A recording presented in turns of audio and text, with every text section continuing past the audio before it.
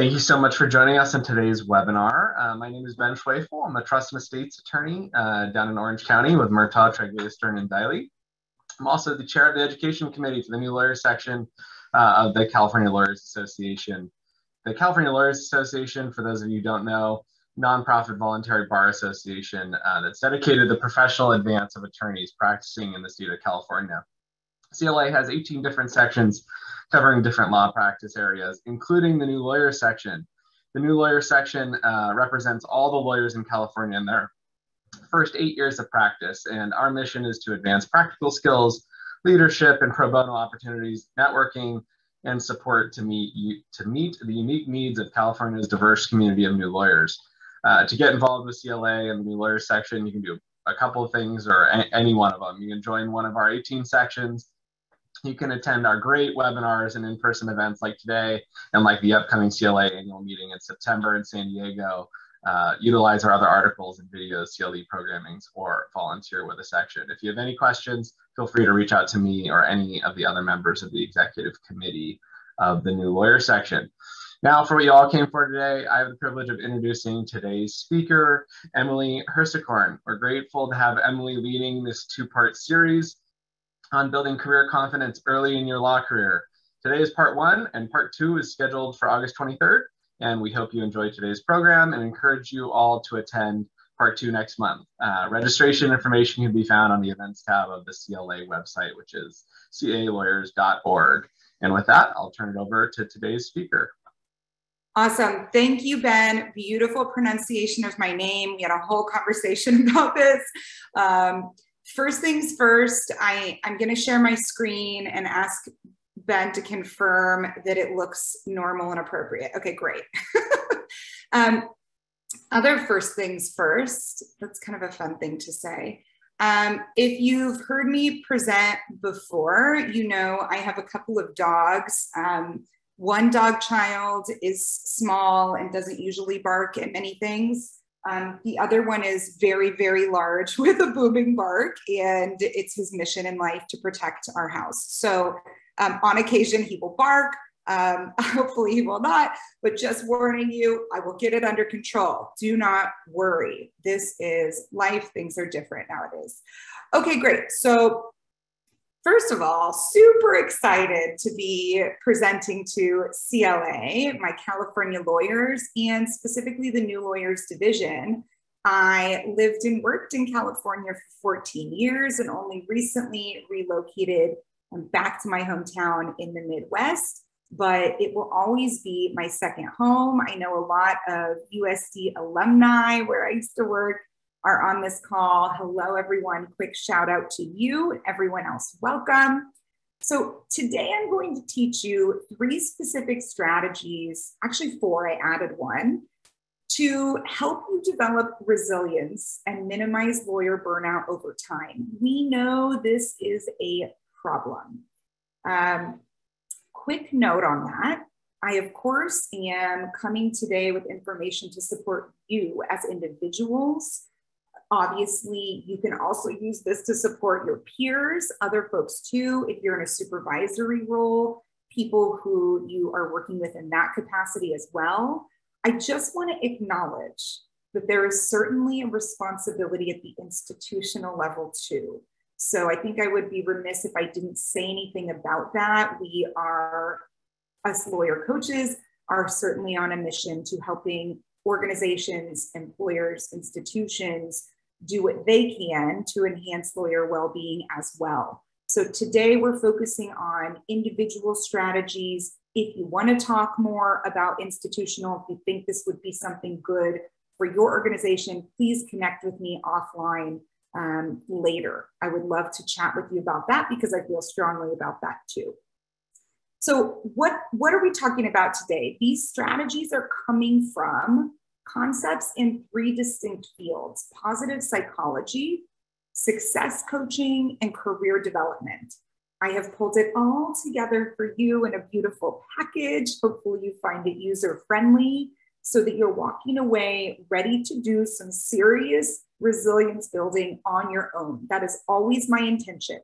I want to give you tools, help you practice them. We'll do it together.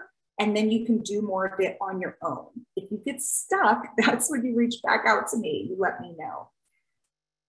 Quick note about confidence. If you know me, you know that I love to talk about career confidence. I will talk about it today too, because since I have been doing career development work, specifically with lawyers and law students since 2014, I have noticed that a lack of confidence is the single common thread amongst career concerns.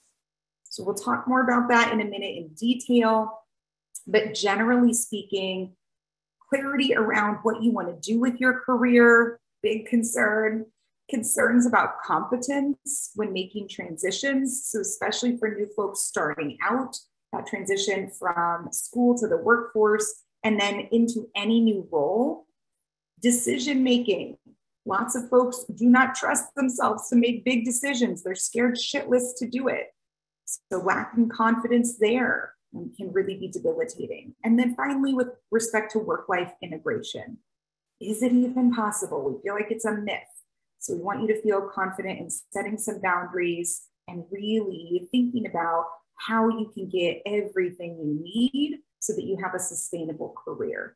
So that is why I talk about confidence. But today, we'll be getting to these strategies that are designed to boost your confidence and resilience. So you can take healthy professional risks. Lawyers tend to be risk averse, advance your career, and feel good along the way. So who the heck am I to speak on this topic? I'm going to give you a little bit of my story, plenty more there, just so you understand in terms of expertise, but also my own personal experience and why this topic is so near and dear to my heart. I am a certified professional coach. I help ambitious professionals, primarily lawyers, do a few things: clarify their career path, maximize their leadership potential, and integrate work and life, so very important, so that they can be their very best at work without sacrificing who they are at their core. This is critical for sustainable success. I used to say, and maybe I talked to some of you about this back in the day in career development, but where you may work with a career advisor to help you find a job, they send you on your way, good luck. We want to make sure that you're successful in your job.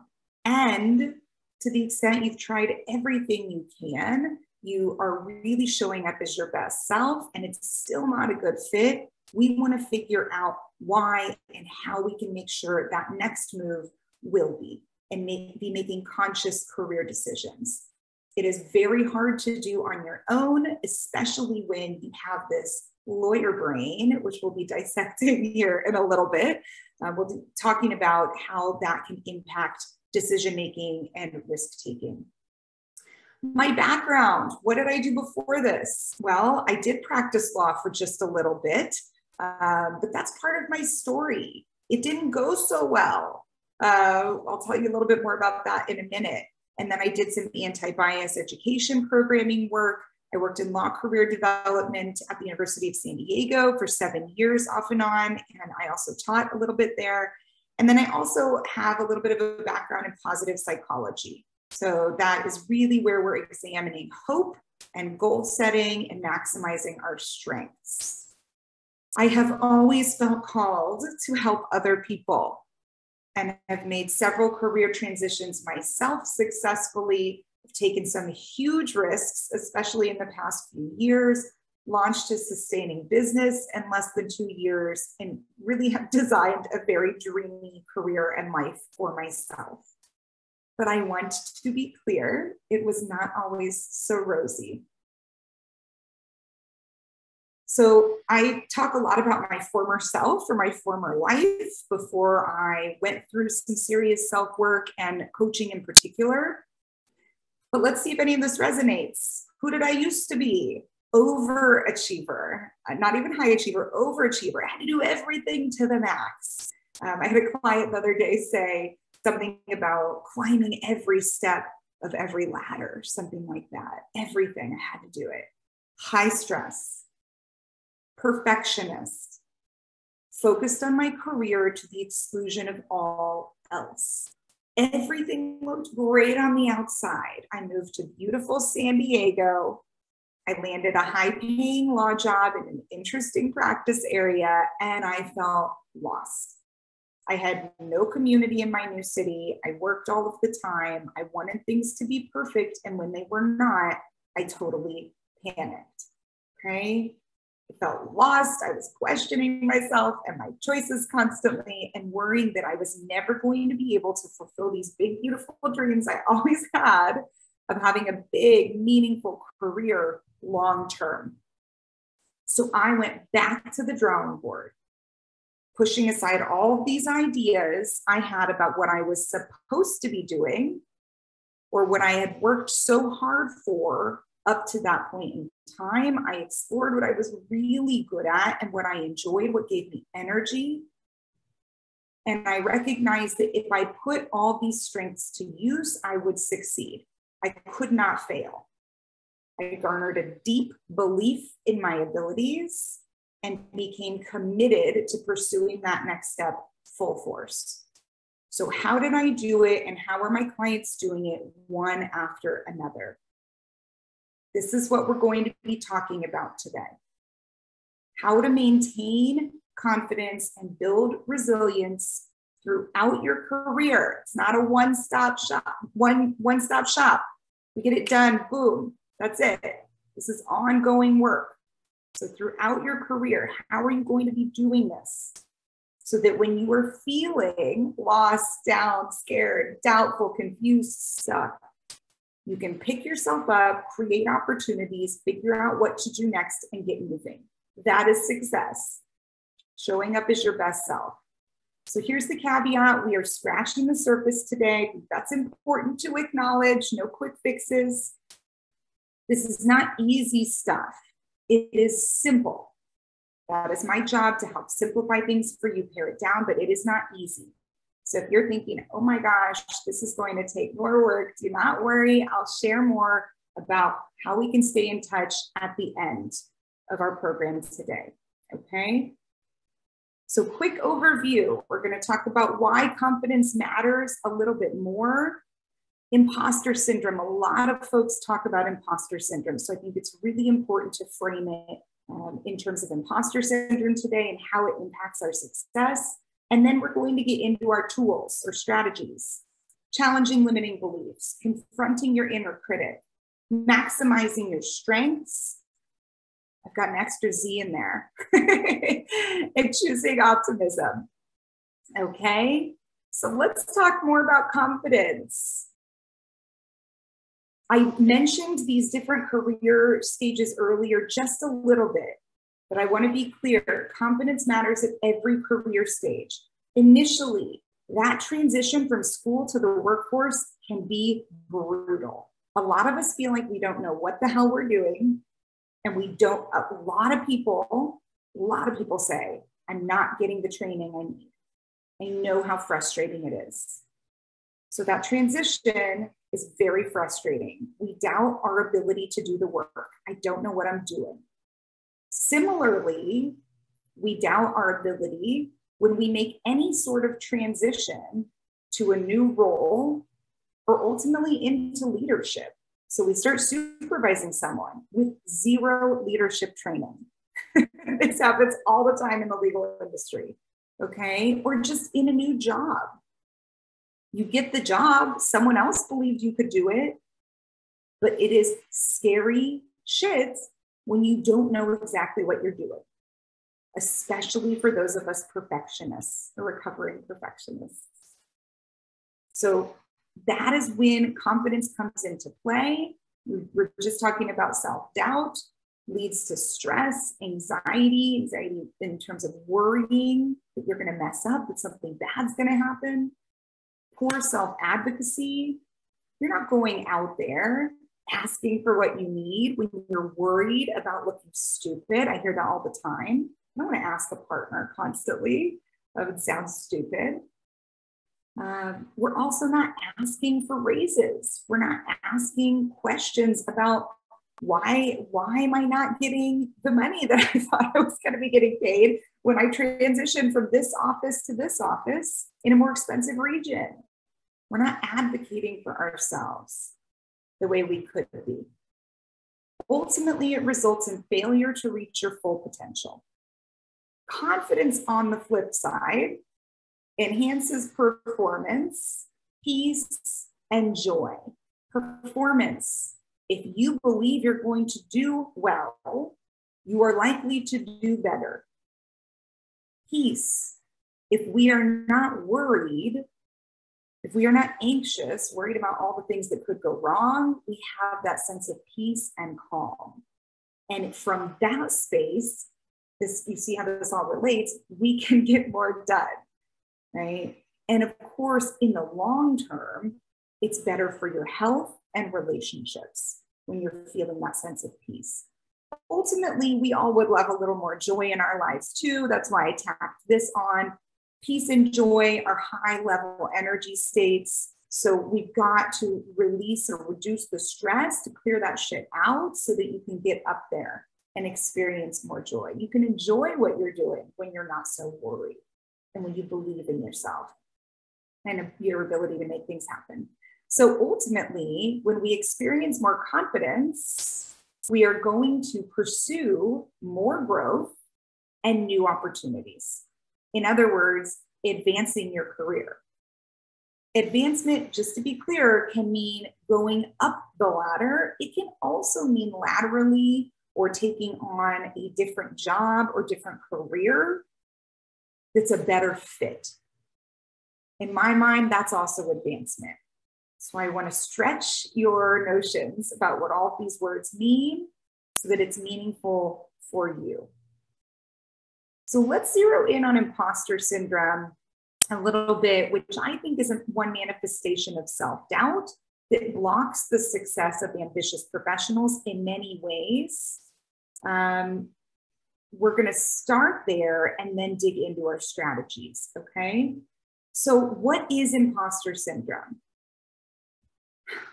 The sense of intellectual phoniness. This is such a great way to describe it. That high achievers experience despite outstanding accomplishments. You must be successful to experience imposter syndrome. You have become successful, you have achieved a lot of great things, but you feel like a phony and someone's gonna find you out. I hear it all the time, especially with early career folks. I don't know what I'm doing. Someone's going to figure that out and fire me all the time. And then again, it pops up mid-career when you advance into leadership with no training, or you switch roles, or maybe you're even changing careers or just doing something for the very first time. Maybe you start doing some more speaking mid-career and that scares the shit out of you. Or you're going to be presenting at a conference and you don't feel like an expert on the topic. Who am I to present on this topic? Everyone here is going to think I'm ridiculous and not believe me. Okay, this stuff comes up over and over when we push ourselves to take on new opportunities, which is required to grow.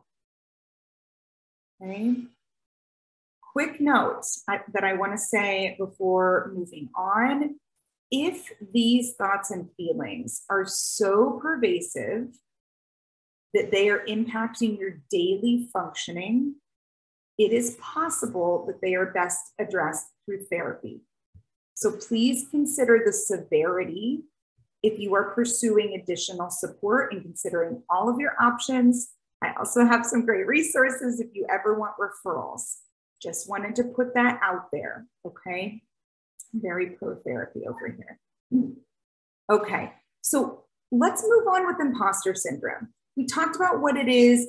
How does it impact our success? I've got a few specific ways here. It's pretty obvious. Generally speaking, if we're constantly worried we're not good enough, then that's going to be our corresponding behavior. We don't bring really exciting energy to the table when we're worried and we don't think we can do it. But let's get more technical here and think about some of the mind mechanics at play. So we've got 4 different strategies, and let's talk about where they're coming from. First of all, imposter syndrome can reflect limiting beliefs about who we are and what makes people successful. We're going to break all these down more in a minute. Number 2, it can also reflect a strong inner critic, some version of I am not good enough. This is very common amongst ambitious professionals and lawyers who really push themselves hard.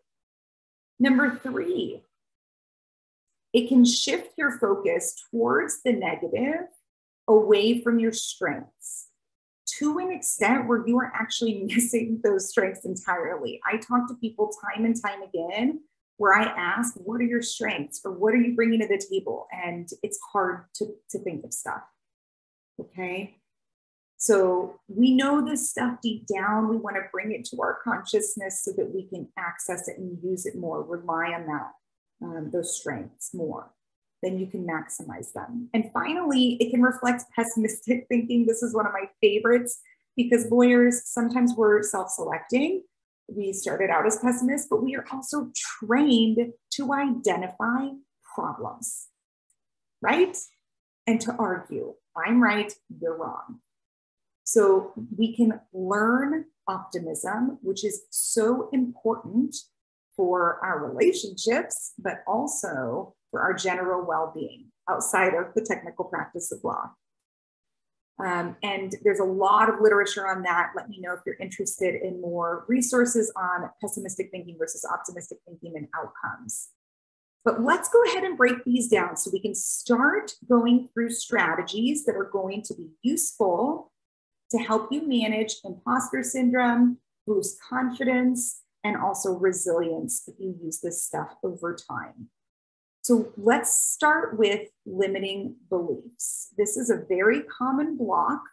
I hear it a lot with folks who are just going through the motions. This is what I think I'm supposed to be doing. I hear that all the time. So limiting belief, we're talking about general beliefs about how things should be that don't necessarily align with what you really want or who you really are, and thereby limit your success. Okay? Because again, success is just this idea of you maximizing your full potential. So let's talk about an example of a limiting belief showing up with imposter syndrome. Women aren't seriously considered for partnership. So why would I even try? I don't belong there. Okay, so if I have this belief about the way things are, I'm not going for it. Okay, you can see the serious limitation there. So let's talk about how to challenge it. Number 1, find evidence to the contrary. So we're going to go a couple of different routes here, especially because lawyer brains, we sometimes we'll start with the framework and we're like, that's not good enough. So I like to offer a couple of different routes. I hear you, I get you. Number 1, find evidence to the contrary. How true is that? You can literally ask yourself that question. How true is that? If you tell me, well, it is true, we'll go on. But sometimes these limiting beliefs are just flat out lies. They're not true. We have ideas about how things generally are, but there are some examples to dispute it. So try to dispute the limiting belief. Explore the impact of maintaining the status quo. This is to dig into your motivation to change things, okay? So when we're thinking about this limitation, how is this impacting me? If I want to become a partner, but I believe that it's just going to be impossible because it's all men up there, and so I'm just not going to try, then I'm always going to hold myself back. I'm never going to reach my full potential. If I know I could do that, let's say the money is important to me to provide for my family. Let's say I want to start a nonprofit for some purpose I really care deeply about, and I want to do that with the money. And let's say I feel like I'm ready to be in a role of more authority and leading a team. That's going to be the most fulfilling life for me. But I'm holding myself back from that because of the limiting belief. Now I'm fired up. Now I'm a little mad. Maybe I'm a little pissed off and frustrated. That's a good thing when we're trying to motivate change. Okay, conflict energy can be stressful over time, but to motivate change, we might want to dig into frustration a little bit. And then finally, let's modify this belief to better serve you. Okay, so maybe there's a kernel of truth in there. I don't know, but let's twist it a little bit to think about what you want to try on and believe to support your goal. If you want to become partner, how can you tell yourself I can do it? We're going to go through more examples of these at the end, so hang tight, but let's go to inner critic next. One of the most common things I work through with my clients is the inner critic. Sometimes we call it the gremlin, which is really fun. There's actually a book, Taming Your Gremlin. If you want to do some deep inner critic work, it's really wonderful to give you more ideas about how to do this. It is deeply embedded stuff. So again, scratching the surface here. Some version of I'm not good enough. So I want you to try to think about what your primary gremlin messages are, or inner critic is telling you. Examples of how I see this show up with imposter syndrome, or for ambitious lawyers, I'm not talented enough, I'm not smart enough, I'm not experienced enough. Early career folks, who am I kidding here? I don't deserve this success. And again, they're going to find out that I'm a phony. So let's go through some strategies to confront your inner critic. Because when we think about going back, when we think about this stuff, those messages, you are not fulfilling your potential if this is what you are believing. So the primary thing here, if you take anything away from this presentation, this is it. The primary thing here, it's called relaxed detachment. I want you to think about the fact that that inner critic is not you. Okay, some people name it to really embody this concept and recognize that it's not them. But when we hear the message and that's it, and we buy into it, it is hard to get out of that funk and move on. So we want to name it and say, oh, here it is. Here's that gremlin again. My clients give these all different kinds of interesting names. So name it, separate yourself from it. It is not you. You can challenge it. Again, going back to that idea of disputing it. So let's say we'll think about those examples we gave earlier. I'm not smart enough. How true is that? Let's bring up a whole list of evidence that shows you're a really bright and talented individual. I guarantee you have a list of accomplishments. And if you don't, please start jotting those down and accumulating one. So let's come up with a list of accomplishments. I want you to look over that and recognize, okay, this is bullshit. That's not true. It's just simply not. So challenge the message head on. It's truth. And then choose a more supportive message. The easiest way to do this is to literally flip it. So if I'm not smart enough, you can say, I am smart. But there are a lot of other fun ways to do this. So I want you to play with this. And sometimes people think about these as mantras or positive affirmations that you can repeat to yourself. Write down before you're doing something new or tough. Say it in the mirror, write on your mirror, have Post-its all over. Lots of fun ways we can play with this idea, but choosing a more supportive message that you want them to say. So sometimes we talk about this inner critic as a monologue. I had a brilliant client who articulated this so beautifully. She said, I knew I had a really strong internal monologue, and now I've learned how to make it a dialogue. In other words, the inner critic messaging pops up, you're not good enough. And then she talks back to it and takes back control. So I want to encourage you to start playing with this. Again, see where you get stuck, and then we can dig in a little deeper. Number 3, our third strategy, maximizing your strengths. Remember what I said earlier. Sometimes, especially if we're stressed, we're focused on the negative, and it literally makes it impossible to see what's good and remember what we've got going for us. So specifically, what I want to think about here is identifying what energizes you. This is an interesting exercise that I think a lot of us don't think about. When you're in law school, we ask you that question: what are your strengths? When you're interviewing, what are your top strengths? What are your weaknesses? This is a little bit different. So think about what energizes you. When do you feel at your best? I talk to a lot of lawyers who say writing motions. I really love to sit there and write for hours on end. Some people may say the opposite. Some people, it's client interaction. Some people, we're talking about sports. And then we really can dissect that and think why.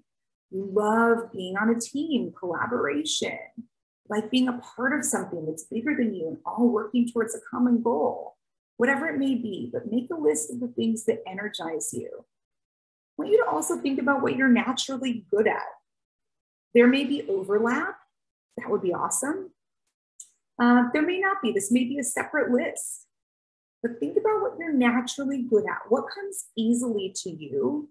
So in other words, it doesn't take up so much brain space so that you can focus on other things and it doesn't stress you out. What are things that you can do easily that you're good at? A trick here, you can also think about what other people have complimented you for. So what do you receive compliments for? And then finally, let's brainstorm how your strengths can support you. Again, we'll go through some examples in a few minutes, but I want you to put it to use. Don't just make these lists. We're going to use this stuff, okay? Let's get active with it. So think about what you're good at, what you enjoy doing, what energizes you, what feels right, and then how we can do more of that, okay? How we can put that to use. Okay, now we're getting to the fun, nerdy, technical stuff. So just bear with me and thank you already for indulging me on this positive psychology stuff. So this is really interesting. Martin Seligman is the founding father of the field of positive psychology, and they did a study, research study with 40 different professions.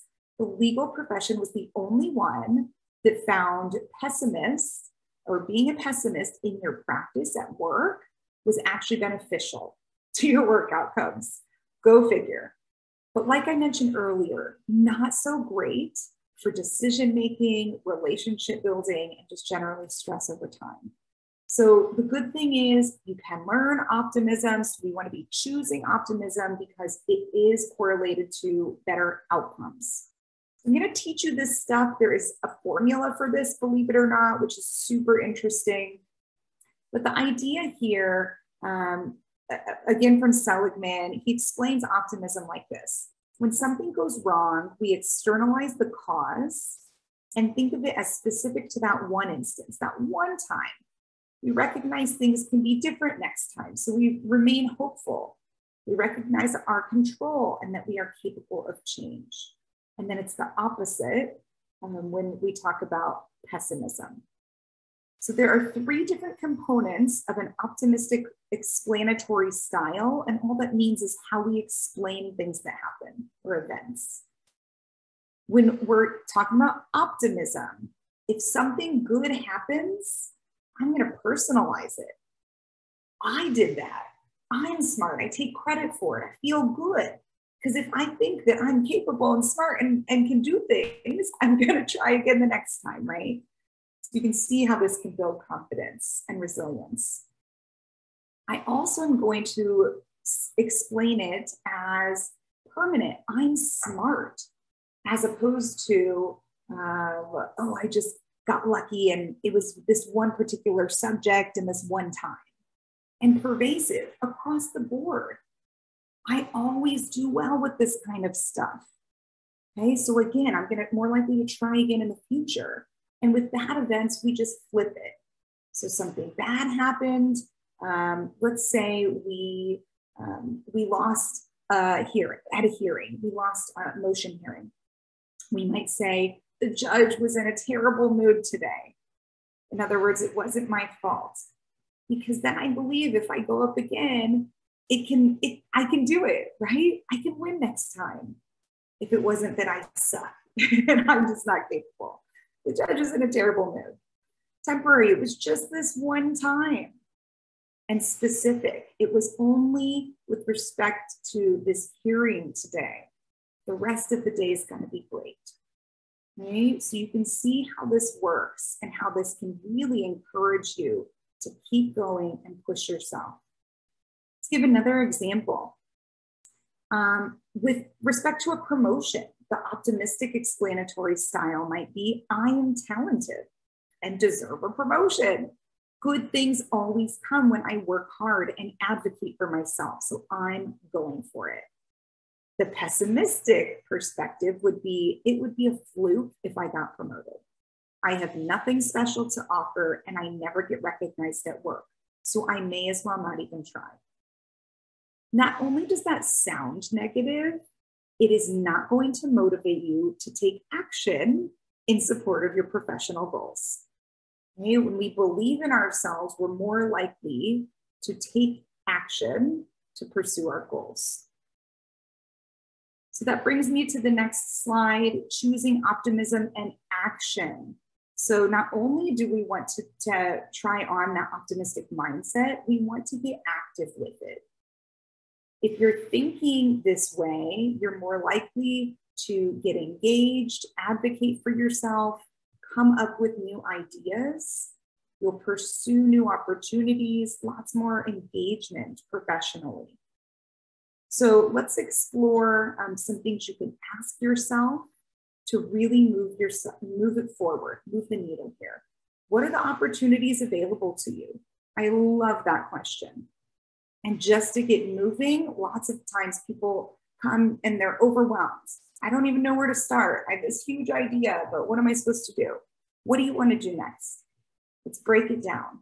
Okay, what do you want to do next? And finally, what do you need to be successful?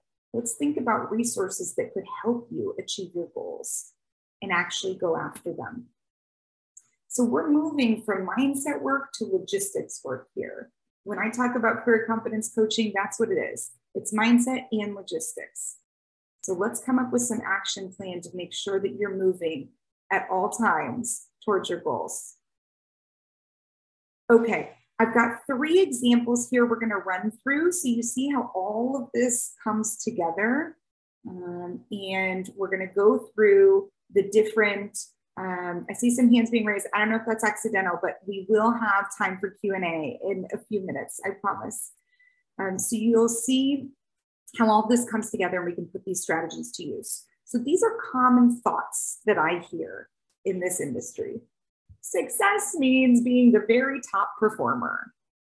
One of the common things we're talking about here with respect to billing, okay, hours, competitiveness. I'm not the top biller, shit. What's going to happen to me? So if the thought is success means being the very top performer, let's challenge the belief and your inner critic and choose a more productive message. Remember, let's ask that question. How true is that really? A more productive message might be, I can get a good job or promotion if I work hard and network. Let's think about our strengths and how we can apply them here.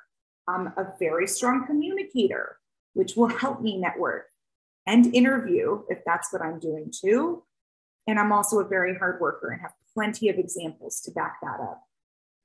Finally, optimism and deciding on some next steps and action. What am I going to do about this? How can I put this to work? I'm going to start expanding my network this week. Let's put some time boundaries on it to make sure we're accountable to getting this stuff done. And ask experienced attorneys what it takes to secure the job or promotion to help me challenge that belief further. Let's get some outsiders' perspectives on this too, okay? These skills are universal to me, and any failed opportunities in the past were not because of me. They must have had someone else in mind for those roles I didn't get. You see the optimistic thinking, I can do this. Another common thought, it's impossible to juggle everything on my plate. A lot of us are overwhelmed these days, especially if we have kids. So let's go through this formula again. Number one, nothing is impossible. Let's just challenge that. Is it really impossible? Nothing's impossible. Maybe it's a matter of mapping everything out and better and proper planning. So one step further here, what if anything is actually true? Okay, maybe I am really fucking busy. Okay, I may have taken on too much. So then I can ask myself, what can I cut out, if anything? So go one step further. What maybe is true here? And what can I do about it? Number two, strengths. I am very organized. I stay on top of things, so I can use those skills to organize all of my daily activities into a system and I won't miss anything. And number three, every night before bed, I'm going to map out my schedule for the next day, block off time for rest, and refer back to the schedule in the morning. Action steps. I feel good right now because I'm doing something about this change. Thought number three, someone like me will never make it to the top. Let's challenge it. Just because there aren't many people like me at the top doesn't mean it can't be done. Let's talk about being a woman again. The fact that I'm a woman has nothing to do with my abilities or potential. Strengths, in fact, I'm a natural born leader, a strong communicator, and skilled technically. So I can use all of these strengths to pursue leadership opportunities. Now we get active. I'm feeling better. Let's take some action. I'm going to pursue a leadership opportunity this year, knowing that I am capable. And if I didn't get a position in the past like that, it wasn't because of me. And it was only that one time. Okay. So I'm going to give you some homework and then we'll take some questions. I want you to think about if anything came up for you today. I want you to flesh this out, do some work with it. If it didn't, nothing really resonated, none of those thoughts for some reason, I want you to identify a goal for yourself that you have not yet achieved. And just ask yourself what's getting in the way, okay? What messages have you been telling yourself, and pick one, and we'll work with that. So flip that message. Let's come up with a more supportive mantra or affirmation. Make a list of your strengths. Think about how you can put them to use. Shake shit up. And finally, check how you're explaining good and bad events. This is going to be fun to apply that formula. Play with this a little bit. Just check yourself and make sure you're choosing optimism to better recognize your abilities and also all the opportunities that are available to you.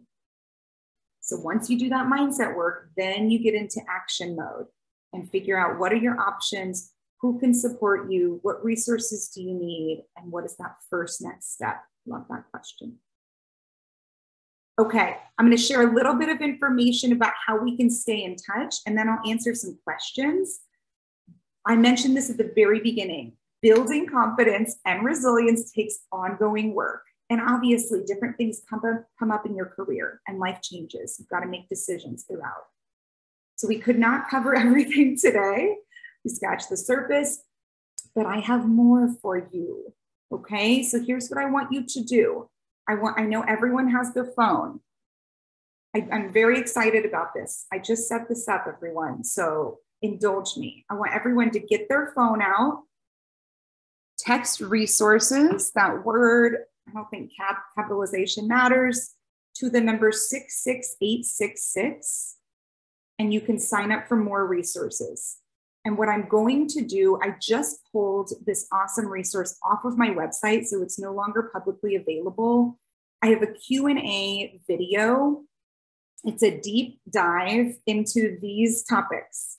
So if you sign up today, I will email you tonight, the end of the night. I like to work late. I'll go through, I'll pull the emails, and I will personally email you that Q&A video, deep dive into these topics. So I will send that to you.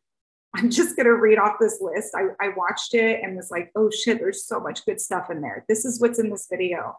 Maintaining confidence despite perceived weaknesses, using positive affirmations to battle negative self-talk, shielding your energy around naysayers, advancing the inner critic management, using the concept of flow to increase joy, making decisions with confidence, and my two-part framework to address career-related fears. All of that stuff. So get your phones out, text resources to 66866 today, and I'll send you that video. And then you'll also be getting weekly career confidence inspiration by email. Okay. Thank you so much for having me on today. Let's go through some questions. I know there's stuff, I haven't even looked at the chat box. Oh, I hope the presentation is stuck on. It did. You resolved that. I don't see any active questions, but okay. if there are any, go ahead and put them in that box. Otherwise, I'll give the plug for part 2 in addition to Emily's other resources. Just over a month from now, August 23rd at noon, part 2.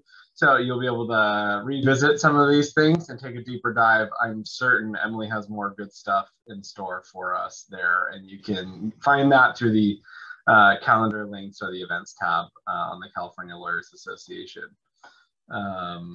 You're welcome. Yeah, I don't see any other questions, but thank you.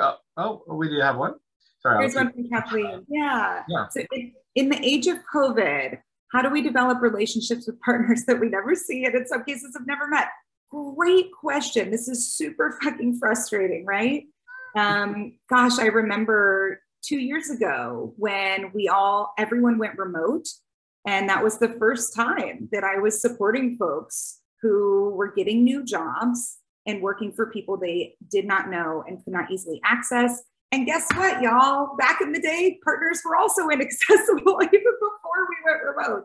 So I just want to acknowledge how frustrating this is. Excellent question. I do think it's individual on a case-by-case basis, the plan that we can develop, right, to come up with to make sure that you're getting what you need. And it depends on you, your schedule, your personal preferences, and same thing goes for the folks that you're working with. That being said, to kind of give you a framework or some ideas to be thinking about. Number one, the communication is key. So what conversations can you have around accessibility? I love asking other people about their preferences. Okay, so asking, when would you prefer that I reach out? I'm asking how. I think everyone is really different. For example, I encourage my clients to text me. I think a lot of people would say, absolutely not. I don't want clients texting me. So asking the folks that you're working for about their preferences, that also feels like you're approaching it from a place of curiosity, as opposed to, this is a problem, what are you going to do about it? So that's another suggestion I would make. And again, I'm sure you're really frustrated. So we want to do a little mindset shift before we go into that conversation to make sure that we're thinking about them. Do a lot of this work with my clients. I call this service energy, where we're thinking about others, really others focused. What's going on for them if we're frustrated that they're not accessible? Maybe they've got clients barking down their neck. Maybe they've got stuff going on at home. Maybe they're struggling with accessibility to the associates that they're working with when they're not in the office. I've definitely heard that from some partners, or I've heard people say, I don't know how to work with young people these days. So that can really help you shift in terms of like the headspace where you're approaching these problems from, which can really shift how we're communicating, which is so important. So thinking about them, what they're going through, making that shift to really be caring about them. And then when you're having the conversation with them, again, asking their preferences, how can I make this easy for you? Making clear your purpose is to support them, is to serve your clients, is to do your very best and make sure you're getting everything done to the best of your ability and in on time, whatever purpose you may want to give. That's also a nice way to set the conversation up and frame it while you're asking those questions. Excellent question. So much more could be said on that. I see in the We have another one with a Q&A. Yeah. How can an attorney successfully leave the practice of law to pursue another role, but retain the ability to go back years later? This is also an excellent question and a big question. So please feel free to connect with me offline about these things if you do have really big questions like this. I love this idea when we're not 100% certain about what we want to do next, which I think is all of us, right? Like no one really knows. I rarely talk to someone who says, this is it forever, all I ever want to do.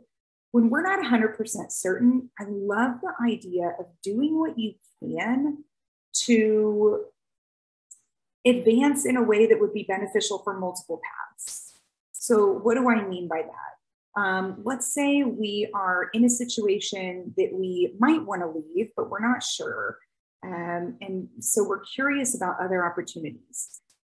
What conversations can you have? Who can you network with? What speaking opportunities can you pursue that could be good for your current role, that would make sense, but also could set you up for something in the future?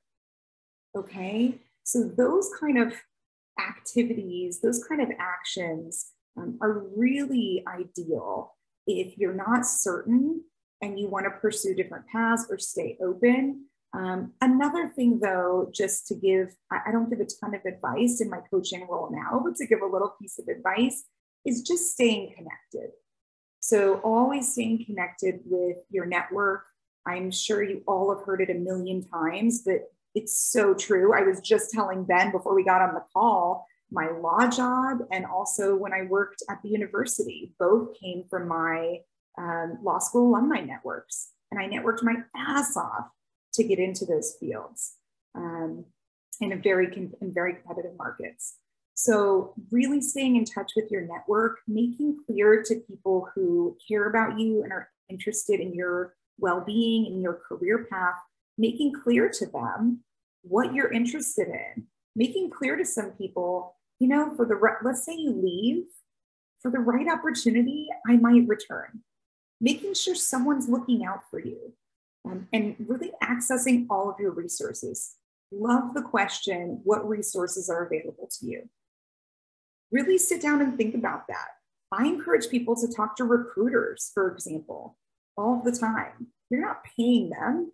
If it takes a little bit of extra time and you can make it, have people looking out for you. Make sure the right people know what you're interested in. Great question.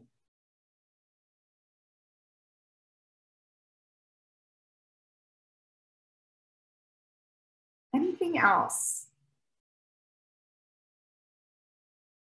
Ben, any questions on your part? I know we've talked a little bit very briefly about your career growth.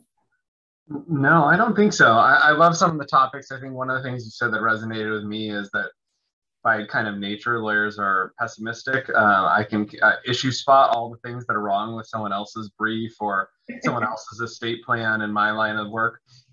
And when you use that against yourself, that can be a dangerous mechanism. So, I think some of the things you talked about were like the things that jumped out to me were like intentionality is like kind of looking at intention, creating these lists, that kind of stuff. That was really helpful. I'm glad you pointed that out. I also want to say for those of you, and I think Ben, you're in this role, who are taking on some supervisory duties for the first time, guess what? That can also impair your relationship with the people you're supervising with some juniors, right? If you're only pointing out what they did wrong.